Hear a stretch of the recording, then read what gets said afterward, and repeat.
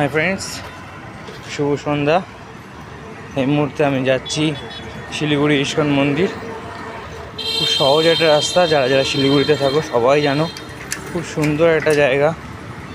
আর তোমরা যারা জানো না তাদেরকে বলছি, যদি ইস্কন মন্দিরে যেতে চাও তাহলে যারা সেবক মোড় থেকে আসছো তারা পায়েল মোড়ে নামবে, নেমে ডান দিকে চলে যাবে। আর যারা চেকপোস্ট থেকে আসছো তারা পায়েল মোড়ে নামবে, নেমে বাঁ দিকে যাবে।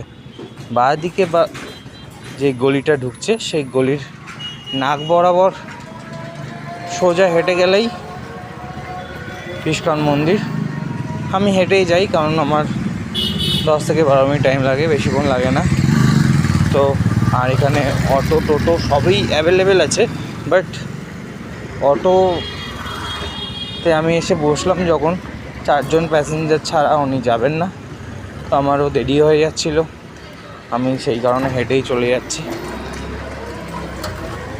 মন্দিরটা খুব নিরিবিলি, খুব শান্ত একটা জায়গা। আর ফুল গাছপালা, পুরো একদম সুন্দর একটা পরিবেশ। ওই কারণে আমি বারবার আসি, পরিবেশটা আমার খুব সুন্দর লাগে।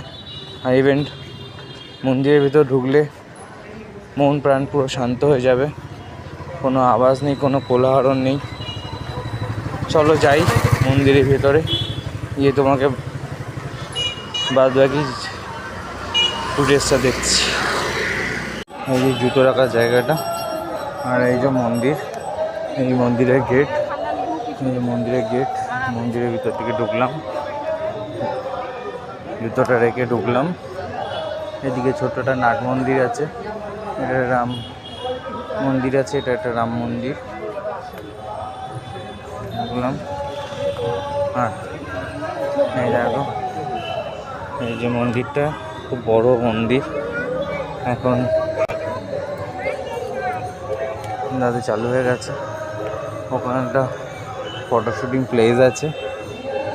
হ্যাঁ, এই যে খুব বড় একটা মন্দির।